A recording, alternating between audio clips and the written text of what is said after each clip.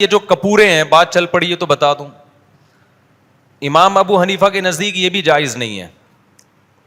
اس کی وجہ بھی یہی ہے وَيُحَرِّمُ عَلَيْهِمُ الْخَبَائِثِ، یہ نجاست کا یعنی قرار پکڑتی ہے نجاست یہاں پہ. تو نجاست کو اٹھانے کا ایک برتن ہے، یہ مستقل اسی میں اس میں مستقل نجاست رہتی ہے.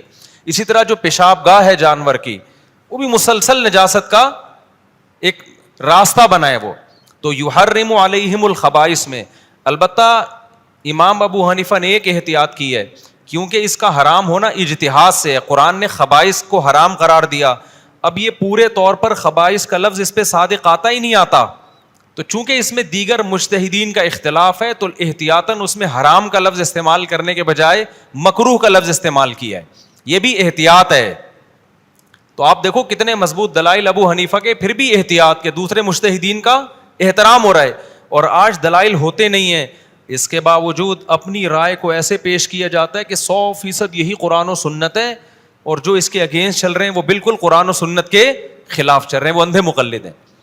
اور ضرورت کیا ہے آپ کو ایسی مشتبہ چیزیں کھانے کی؟ یار کٹا کٹ کھا رہے ہو تو کپورے چھوڑ دو تھوڑی دیر کے لیے، کوئی پاکیزہ چیزیں کھانے کے لیے کم ہے کیا؟